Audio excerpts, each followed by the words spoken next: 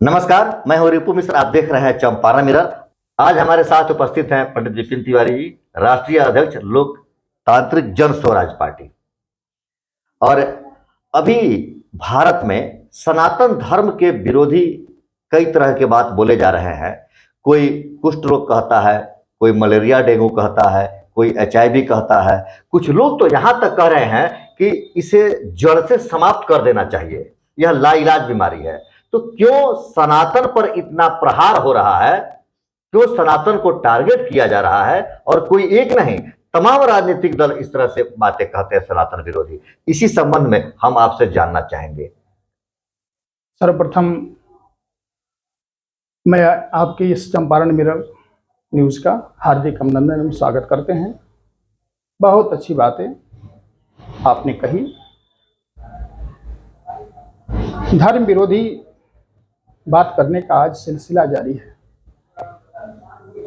पूरे देश में नेताओं को ऐसा लग रहा है कि यदि हम धर्म पर वक्तव्य देंगे, अनर्गल प्रलाप करेंगे, तो लोग हमें नेता मानेंगे। एक वहम सा हो गया है।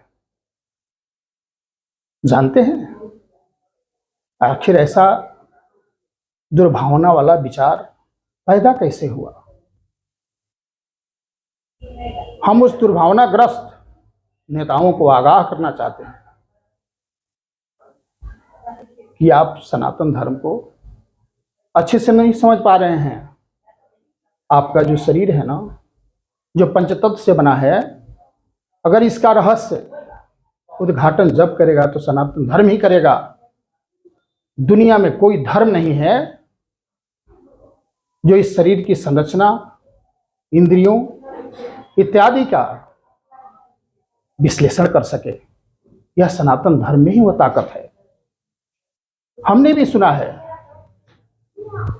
तमिलनाडु के खेल मंत्री जी को, जो जुआ हैं और जुआ होने के बाद कैसी बातें कर रहे हैं। हमने देखा उनके हाथ का जो तर्जनी उंगली था वो छोटा है। तर्जनी उंगली आकाश तत्व की उंगली मानी जाती है, और जिसकी उंगलियां तर्जनी छोटी होती है उसको ब्रह्मांड के बारे में, ईश्वरीय सत्ता के बारे में ज्ञान नहीं होता है। वो मूर्ख होता है, वो अधीर होता है। हमें कुछ ज्योतिष विषय का ज्ञान भी है। 43 से 48 वर्ष के बीच में वो आत्महत्या का प्रयास करेंगे। खेल मंत्री जी, सनातन धर्म है, उसका न कोई आदि है न उसका अंत है। आप अपने को संभाल लीजिए। सनातन धर्म तो चिरायु है। आप कहीं नहीं खत्म हो जाएं। आपकी तर्जनी उंगली हमें दिखाया है कि आप आत्महत्या का प्रयास करेंगे, और ऐसा मतलब ज्योतिष के अनुसार आप यह अनुमान लगा रहे हैं। हाँ, और आप अनर्गल प्रलाप जो कर रहे हैं, पहले आप अपने को बच लीजिए, बाकी बात सनातन धर्म की कीजिएगा।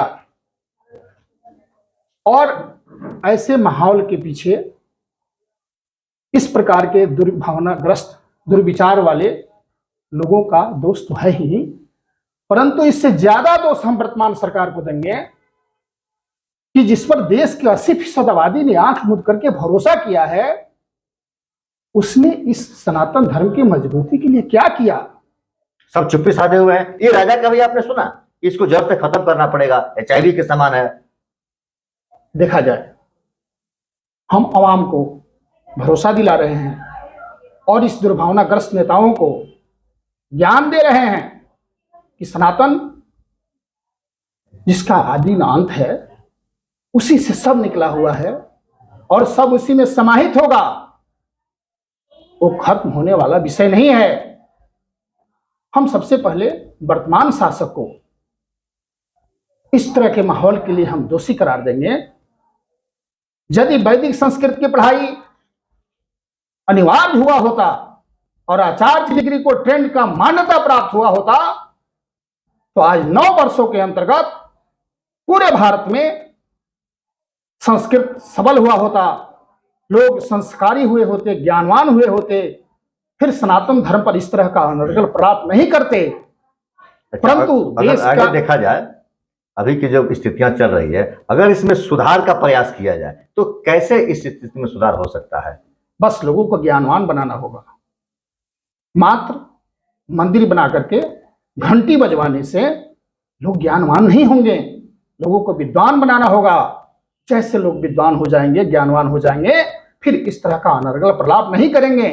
मतलब इसके हमें लिए मतलब सनातन की शिक्षा, हाँ, या सनातन वेदों की शिक्षा, वैदिक शिक्षा, वैदिक शिक्षा की आवश्यकता है। वैदिक शिक्षा, वैदिक संस्कृत की पढ़ाई अनिवार्य हो और आचार्य की डिग्री को ट्रेंड की मान्यता हो। जिस दिन ऐसा हो जाएगा, उसके आगामी 12 वर्षों के बाद ऐसा अनर्गल प्रलाप करने वाला खोजने से नहीं मिलेगा। होते रहेंगे और देश में अशांति फैलती रहेगी। इसलिए हम इस तरह के भाषा के लिए हम आंध्रा के मंत्री को हम उतना दोषी नहीं मानते हैं।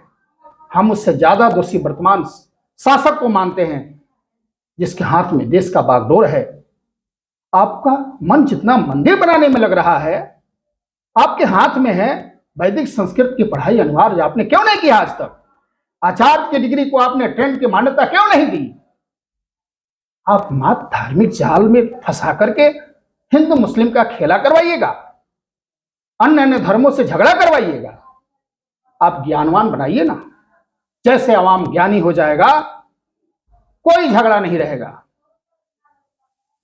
मतलब अगर वैदिक शिक्षा या लोगों में अन्य शिक्षा के माध्यम से, अगर वैदिक शिक्षा, कोई अन्य शिक्षा नहीं, वैदिक सीधी शिक्षा, वैदिक शिक्षा। एबीसीडी की पढ़ाई पेट पालन की विद्या होती है, वो संस्कार नहीं देता है।